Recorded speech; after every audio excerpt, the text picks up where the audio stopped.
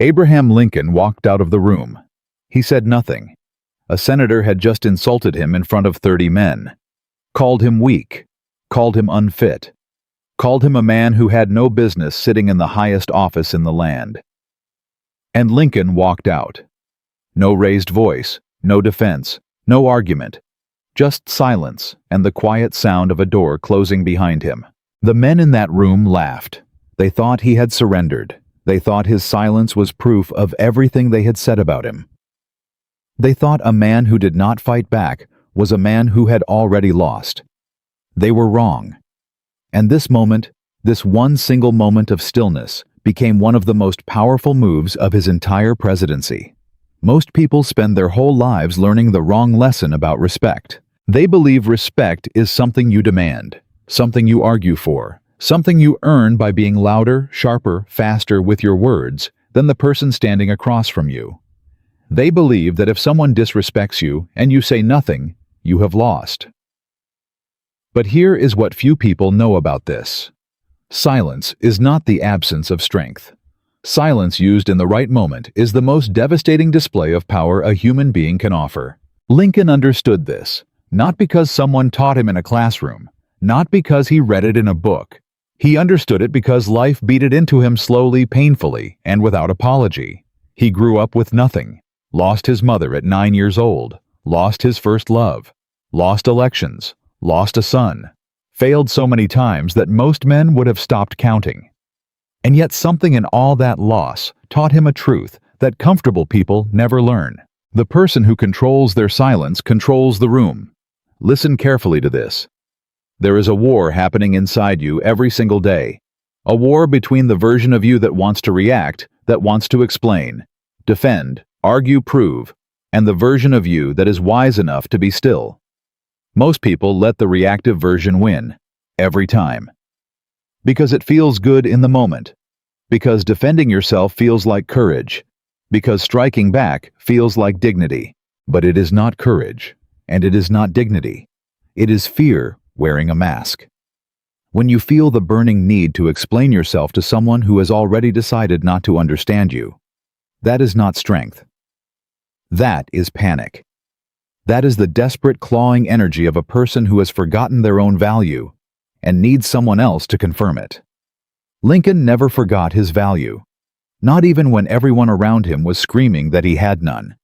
That is what made him unbreakable. Think about your own life for a moment. Think about the last time someone said something that hurt you, something unfair, something that made your chest tighten and your mind race with everything you wanted to say back.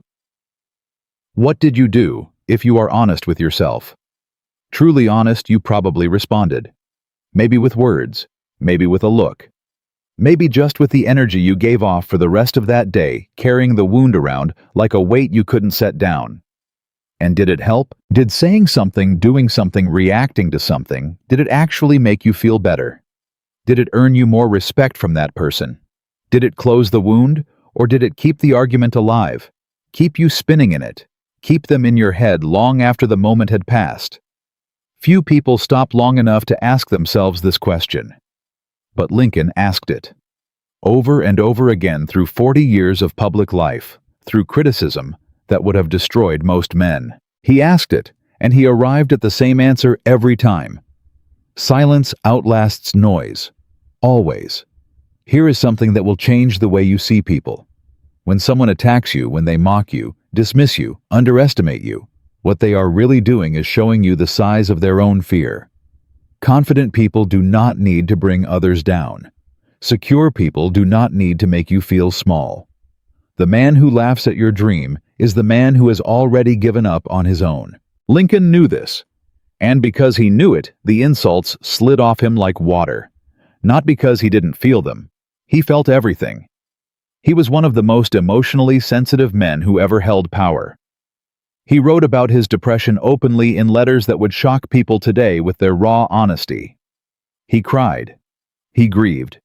He carried weight that bent him almost to breaking, but he did not let his pain become his public performance. He understood that the moment you show your enemies where your wounds are, the moment you react to their attacks with anger or defense or desperation, you hand them the map to your destruction. So he kept his wounds private, and his silence in public became his armor.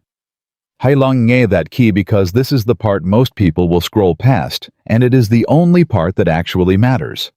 Respect is not something other people give you. Read that again. Respect is not something other people give you. Respect is something you build in yourself quietly, through the choices you make when no one is watching, through the words you choose not to say, through the reactions you choose not to have, through the dignity you maintain when every part of you wants to collapse into anger. Every time you stay silent when silence is the stronger choice, you deposit something into who you are. Something that accumulates. Something that other people eventually begin to feel without even knowing why. They will call it presence. They will call it confidence. They will call it charisma. But you will know what it really is. It is the weight of all the moments you chose not to react. Lincoln carried that weight beautifully. By the time he stood in front of a divided, broken nation, a nation tearing itself apart at every seam, that weight had become gravity. People felt it when he entered a room, felt it when he spoke, felt it even more powerfully when he stayed quiet. That is not an accident. That is a man who had spent a lifetime practicing silence as discipline. And now I want you to consider something uncomfortable, because everything I have told you so far sounds wise.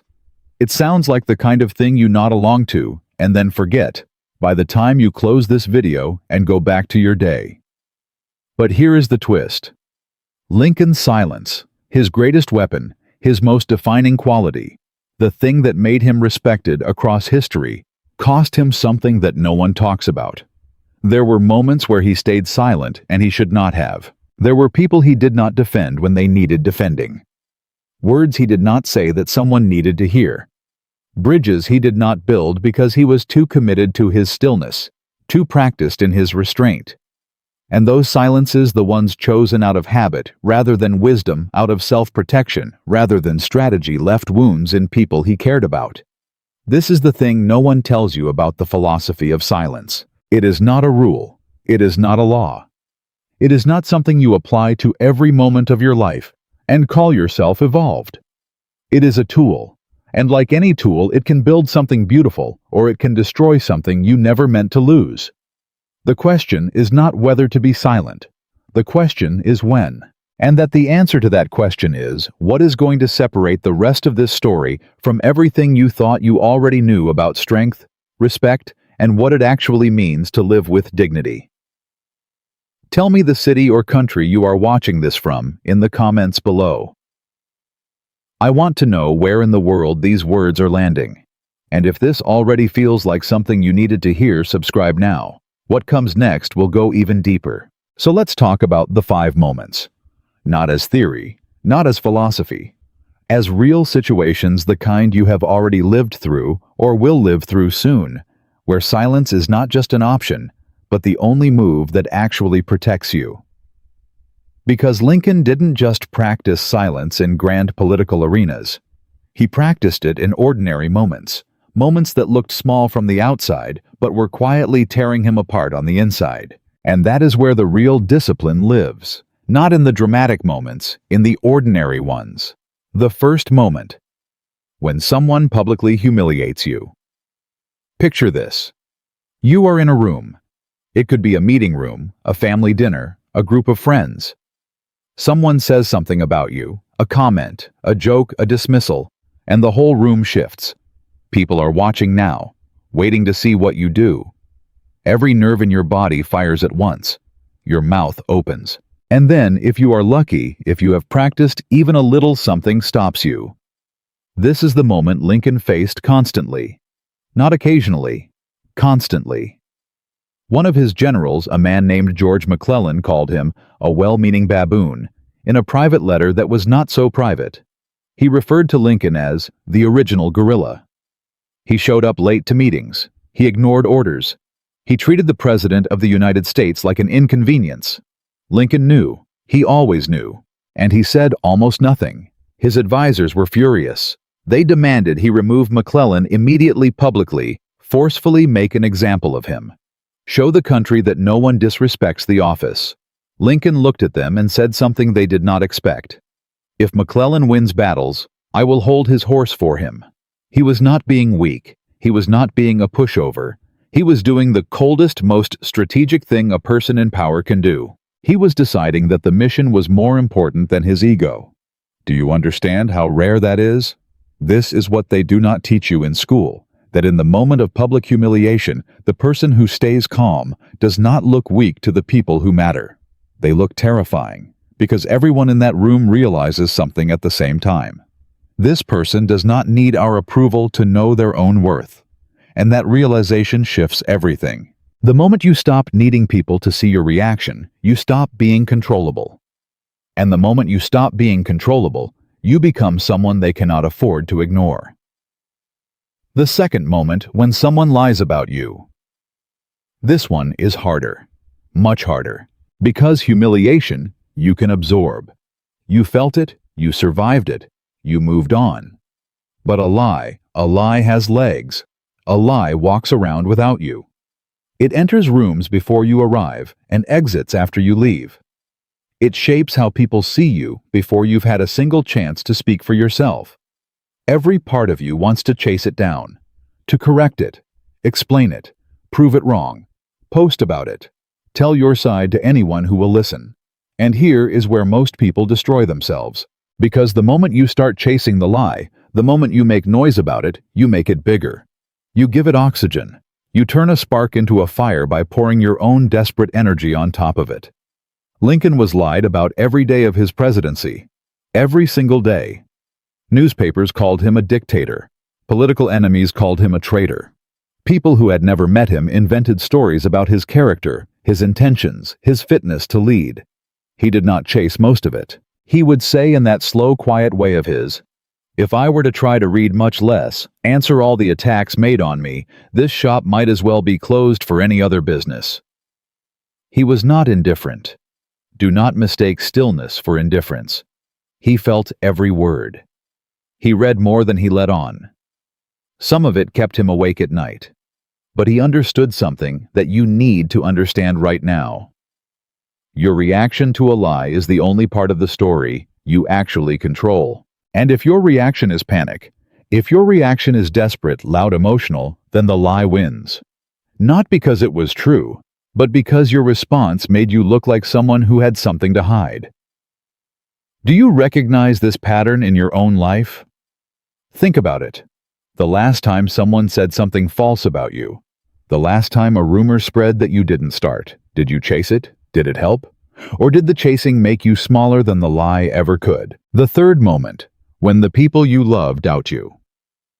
This is the one that breaks people. Not enemies, not strangers, not critics who don't know your name. The people who are supposed to be on your side, and they look at you with doubt in their eyes. Lincoln's own cabinet thought he was incompetent. These were the men he had chosen, the men he trusted with the machinery of the country. And several of them at different points believed privately, some even openly, that he was not capable of what the moment required. Secretary of War Edwin Stanton had called him a long-armed ape before joining the cabinet. Lincoln made him Secretary of War anyway, because he needed the best person for the job, more than he needed people around him who already believed in him. This is the thing they do not teach you in school. Belief follows evidence. You cannot talk people into believing in you. You cannot argue them into it. You cannot explain your way into their confidence. You earn it by being so consistent, so unshakable, so quietly productive over so much time, that eventually they have no choice but to revise what they thought about you. And in the meantime, in the long, cold, lonely meantime, you do not shrink. You do not perform insecurity for the benefit of people who are already watching for it. You do not fold your ambition to fit the size of someone else's belief in you. You grow in silence. You work when no one is watching. You let the results be the argument you never had to make with your mouth. The fourth moment when you are losing, and everyone knows it. By the summer of 1864, Lincoln believed he was going to lose the election. Not privately worried. Genuinely believed it. Wrote a memo, sealed it, and had his entire cabinet sign the outside without reading it, a memo that acknowledged he expected to lose and outlined how he would cooperate with the incoming president. He told almost no one how bad it felt. He kept working. He showed up every day to a job that was costing him his health, his sleep, and quite possibly his legacy. And he kept making decisions. Quiet decisions. Unpopular decisions. Decisions that nobody applauded in the moment. When Atlanta fell to Sherman's forces and the political tide began to shift, people acted like Lincoln had been confident all along. Like he had never wavered. Like his steadiness had been effortless. But you know the truth now. The steadiness was not effortless. It was chosen. Every single morning. Against enormous evidence that choosing it was pointless. And here is what that means for you. Strength is not the absence of fear. Strength is what you build on top of fear carefully, quietly, one decision at a time, when no one is there to reward you for it. The man who is calm when he is winning is simply comfortable. The man who is calm when he is losing, when the numbers are against him, when the people have turned, when even he himself is not sure that man is something different. That man is dangerous in the best possible way. The fifth moment. When winning tempts you to speak. This is the one nobody talks about, and it may be the most important of all. When the war ended. When the South surrendered. When 4 years of bloodshed finally collapsed into an exhausted, fragile peace, the entire country was waiting. Waiting for Lincoln to declare victory. To say, "I told you so," to every person who had doubted him. To name the enemies. To point at the broken side and say, "Look what we did to you." That is what most people would have done. That is what the moment seemed to demand. Instead, Lincoln stood up and said this, "With malice toward none, with charity for all." No crowing, no list of grievances, no public accounting of who had been wrong and who had been right. Just forward. Together, quietly. That sentence cost him something. There were people in his own party who were furious, who wanted punishment, who felt his silence on the matter of blame was a second betrayal after 4 years of war. And yet, that silence in the moment of total victory when speaking would have been completely justified, became the sentence that defined him across history. Not the battles, not the policy, not even the Emancipation Proclamation in the way it sits in ordinary memory. The silence, when silence was least expected.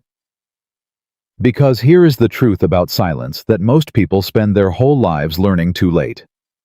The most powerful moment to be quiet is not when you are losing, it is when you have already won. And if you are wondering why that matters to your life right now, if you are sitting there thinking, "I haven't won anything yet, I'm still in the middle of my own war," then what I am about to tell you in the next part will change the way you see everything. Because Lincoln's story does not end with his victory, it ends with a choice he made 11 days later. And it is the choice that will either haunt you or free you, depending on which side of it you find yourself standing on. April 14th, 1865. 11 days after the silence that history remembers. Lincoln woke up that morning and told his wife something that stopped her cold. He said he had dreamed of a ship. A great ship moving fast across dark water toward a dark shore. He had dreamed this dream before, always before something significant, always before something that changed everything. He told her he believed it meant news was coming, important news. Mary looked at him and asked if he was afraid. He thought about it for a moment. Then he said, "I am not afraid of what is coming. I am only afraid of what I might leave unfinished." She asked him what he meant. He didn't answer. He went to work. That evening, a man named John Parker was assigned to guard the door of the presidential box at Ford's Theater. Parker left his post. Nobody knows exactly why. Nobody ever found a satisfying answer. He simply left. Walked away from the one job that stood between Abraham Lincoln and the darkness that was already moving toward him through the crowd. And here is where the story breaks open. Because Lincoln knew the risks. He had received death threats for years. His secretaries, 2 men named John Hay and John Nicolay, had collected them in a folder he refused to read. They called it the assassination file. Lincoln called it the letter box. He knew the folder existed. He knew what was in it. And on the night of April 14th, he went to the theater anyway. Not because he was reckless. Not because he was naive. but because he had made a decision quietly, privately, with no speech and no announcement, that he would not let fear determine the size of his life. He had written in a letter years before, "I know there is a God, and that he hates injustice. I see the storm coming, and I know his hand is in it. If he has a place and work for me, I believe I am ready." Ready, not fearless. Ready. Do you understand the difference? Fearless means you do not feel it. Ready means you feel everything and you go anyway. Here is what they do not teach you in school about courage. It is not a feeling. It is a decision made in the presence of fear, not the absence of it. Lincoln sat in that theater with the full knowledge that the world wanted him dead, that there were men, organized, motivated, dangerous men who had been planning this for months, that the protection around him was thin and the crowd was thick, and the darkness of the balcony was the kind of darkness that swallows everything. He sat there. He laughed at the play. People who were there that night remembered being surprised by his laugh, how genuine it was, how unguarded, how fully present he seemed in that ordinary, fragile moment of joy. He was not performing calm. He was not managing his public image. He was a man who had spent 40 years building the muscle of stillness, and that night, in the most dangerous room of his life, the muscle held, right up until the moment it was taken from him. The shot came at 10:15. And this is where the story twists in a way that nobody expects, in a way that most people have never thought about, in a way that changes everything about what you think you know about Lincoln, about silence, about what it means to be respected. The twist is not about Lincoln dying. The twist is about what happened in the minutes after. When the chaos erupted in the theater, when the screaming started and the smoke cleared, and people realized what had happened, a doctor pushed through the crowd to reach him. A young army surgeon named Charles Leal. Leal was 23 years old. He pressed through the panicking crowd, climbed into the box, and knelt beside the most powerful man in the world, who was now unconscious and bleeding from a wound behind his left ear. And this 23-year-old surgeon made a decision in that moment that nobody asked him to make, that nobody told him to make, that history barely remembers. He held Lincoln's hand. He held it for hours. Through the carrying across the street to the boarding house, through the long night of doctors arriving and voices rising, and Mary Lincoln screaming in the hallway, through all of it. He held his hand so Lincoln would not be alone. He was asked about it later, why he did it, what made him stay so close so long through a night that ended with no hope and no victory. Leale said, "He was dying, and I did not want him to feel it alone." And this is the thing that destroys you if you sit with it long enough. This is the thing that changes everything. Lincoln spent his entire life practicing silence, building walls of stillness around his most vulnerable places, teaching himself not to need approval, not to need comfort, not to need the hands of other people to confirm his own worth. He was extraordinary at it. And at the end, at the very end, when the walls finally came down, what was there? A young man's hand. Just a hand. No speeches, no crowds, no legacy, no history, no quotes carved into marble. Just the most human thing in the world, someone choosing to stay. Do you see it now? Do you see what Lincoln was really teaching? Not in the speeches, not in the strategy, not in the brilliant political maneuvering, but in the way his story ended. Silence is not the destination. Silence is the discipline you build, so that when the moment of true connection arrives, when someone real is really there, you have not spent yourself on noise.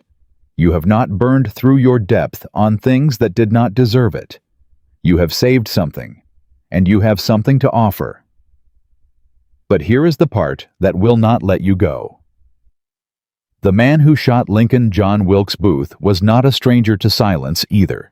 He was an actor, brilliant by all accounts, magnetic, a man who understood presence, timing, the weight of a moment. He had stood on stages and commanded rooms. He had learned in his own way the power of restraint and stillness, and the perfect pause before the line that changes everything. He used all of that knowledge to walk into a theater and destroy the greatest practitioner of principled silence America had ever produced. And in doing so, and here is what will stay with you, he made Lincoln permanent. He handed Lincoln to history. Before the shot, Lincoln was a complicated, exhausted, politically embattled president at the end of a war that had split the country in ways that might never heal. There were real questions about what his legacy would be.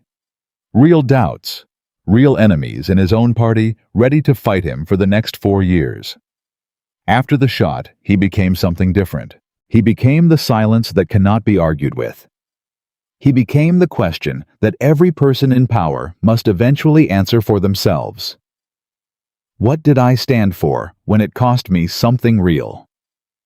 Mary Lincoln was in the hallway when they told her he was gone. She had been removed from the room because her grief was too loud, too uncontained, too consuming, and the doctors needed quiet to work. She was in the hallway when it ended. She did not get to say goodbye. And this is the cliffhanger that most people miss entirely. The question that sits underneath the entire story of Abraham Lincoln, and silence and respect, and what it means to build a life of genuine depth. Not what did Lincoln's silence cost him publicly, not what did it win him politically, but this. What did it cost the people who loved him? Because there were things Lincoln never said, things he kept quiet that he should have spoken.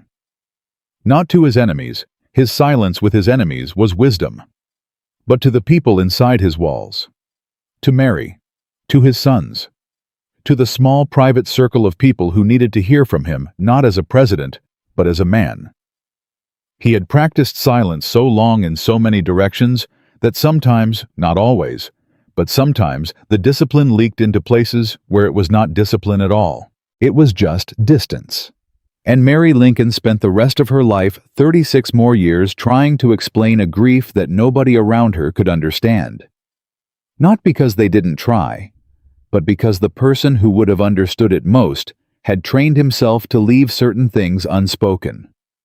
So here is the question that the next part will force you to answer. There are 5 moments where silence makes you powerful. 5 situations where learning to hold your tongue is the most important skill you can build. But there is a 6th moment, a moment that Lincoln got wrong, a moment that most strong, disciplined, self-sufficient people get wrong and keep getting wrong right up until it is too late. A moment where silence is not strength, where silence is just a door you closed, and left someone you loved standing on the other side of it. Do you already know what that moment is? Because if you do, if something in you just recognized it, then what comes next is not just information. It is the most important thing you will hear all year. Stay. The 6th moment is this. When someone who loves you is standing right in front of you, not attacking you, not doubting you, not trying to take something from you, but simply needing you to be present. Needing you to speak. Needing you to cross the distance that your discipline has quietly built between you and them. That is the moment silence becomes a wound. And that is the moment we resolve everything. The first lesson. Silence toward your enemies protects you. Silence toward your people destroys you. Lincoln had a friend named Joshua Speed, one of the only men Lincoln ever truly opened himself to. They had known each other since their 20s, had shared a bed in a small room above a store in Springfield, Illinois, when neither of them had money for anything better. Speed once asked Lincoln during one of the darkest periods of the war how he was really doing, not politically, not strategically, really. Lincoln was quiet for a long moment. Then he said, "I have been driven many times upon my knees by the overwhelming conviction that I had nowhere else to go." He said it to Speed. Only to Speed. Because Speed had earned it, had stayed long enough, asked honestly enough, loved without condition enough, that Lincoln finally let the wall come down. Just slightly. Just enough. And that conversation, by Speed's own account, changed both of them. Few people know this. The Lincoln of history is marble and monument. But the Lincoln who survived, who kept going through loss after loss after loss, survived partly because of that one friendship where silence was not required. The lesson is this. Choose carefully who gets your silence and who gets your truth. Your enemies get your stillness. Your people get your presence. Confusing the two will cost you everything that actually matters. Silence is a shield. Never let it become a wall. The second lesson: being valuable is not the same as being available, but it is also not the same as being unreachable. There is a version of self-respect that tips over into self-isolation. A version of, "I don't need anyone," that sounds like strength, but is actually just loneliness wearing a better outfit. Lincoln struggled with this his entire life.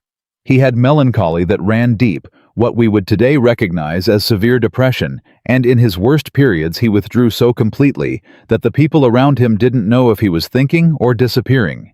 Hai long nga that key, because this is the part that most self-improvement content will never tell you. You can become so good at not needing people that you forget how to let them in. You can practice emotional discipline so thoroughly that it hardens into emotional absence. And the people watching you from the outside will call you strong. They will call you composed. They will call you an inspiration. And you will be alone in a way that has no name. Lincoln said it plainly: the better part of one's life consists of his friendships, not his achievements, not his legacy, not the battles won or the history made. His friendships. A man who bent the arc of an entire nation toward justice, and what he named as the better part of his life was the people who stayed close to him. Think about what you are currently sacrificing in the name of independence. Think about who you have been quiet with for too long, not out of wisdom, but out of habit. Not because silence served you, but because opening up felt too risky and staying closed felt like safety. The strongest people are not the ones who need no one. They are the ones who choose carefully and then choose fully. The third lesson. The noise you refuse to make today becomes the reputation that speaks for you tomorrow. But Lincoln was consistently underestimated right up until he wasn't. People who met him for the first time were almost always surprised. They expected someone who carried that kind of weight to announce it somehow, to fill the room with the evidence of his own importance. He did the opposite. He listened more than he spoke. He asked questions when he could have given answers. He made people feel somehow that their words mattered more than his. And this, over years, over decades, built something that no speech could have built. It built trust. Not the fast kind, not the kind that comes from a great performance or a perfect first impression. The slow kind. The kind that accumulates in people quietly, the way water fills a well invisibly steadily, until one day someone reaches down and finds that there is more depth there than they ever imagined. Your reputation is not what you say about yourself. It is what people feel about you in the moments when you are not there to manage it. And what they feel is built entirely from the quality of your silence and the weight of your presence over time. Stop announcing who you are. Become it. The right people will notice. The fourth lesson. The sixth moment. Speak before it is too late. This is the one Lincoln got wrong, and it is the one you cannot afford to repeat.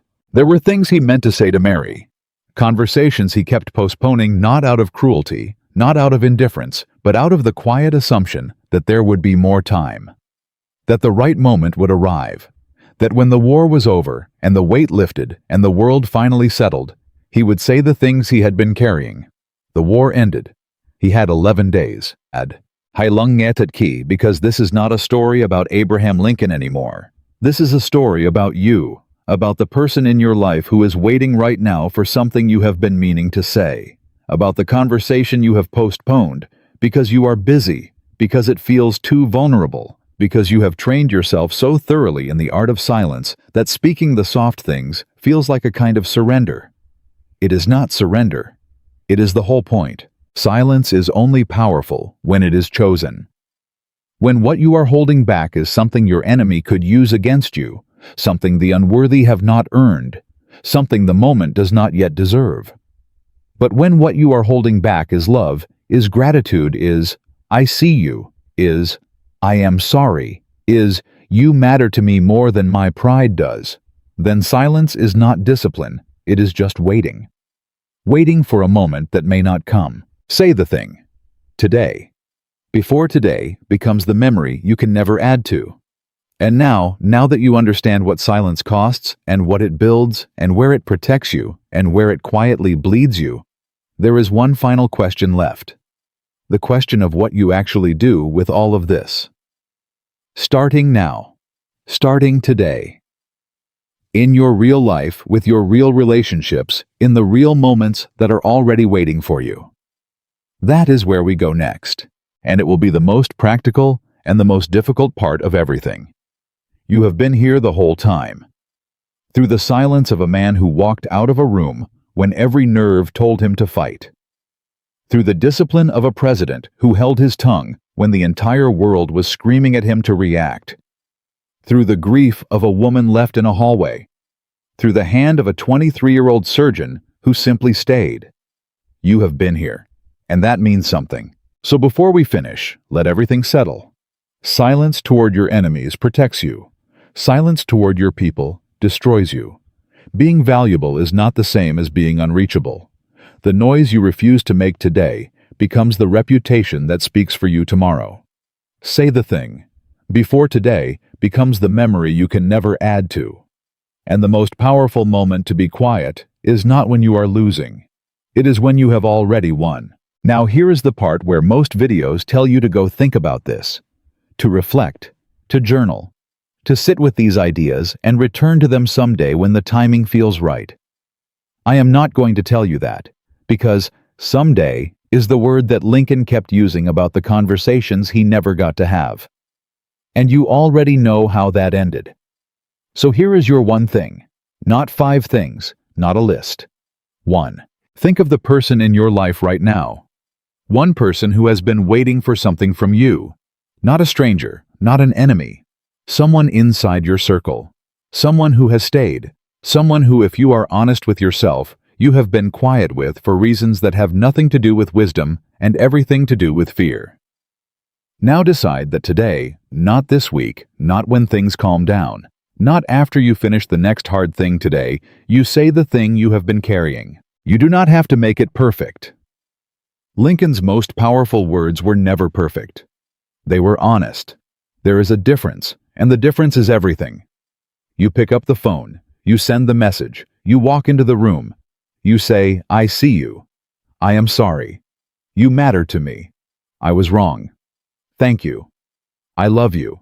Whatever the true sentence is, the one that has been sitting in your chest for longer than it should have, you say it. Not because it is comfortable, because the alternative is a hallway you don't want to be standing in.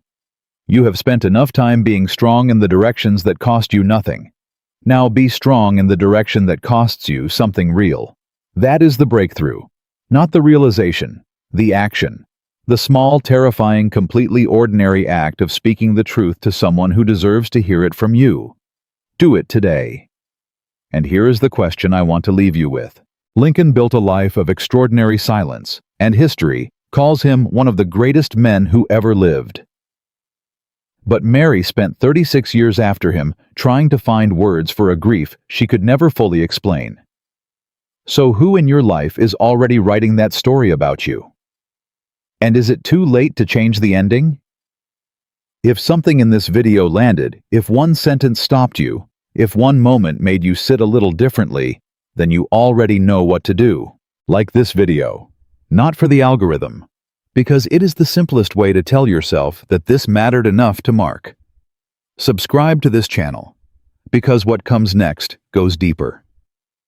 Every week, real stories, real psychology, real lessons from people who lived at the edge of what humans are capable of and what they learned there. And in the comments, tell me which lesson hit hardest.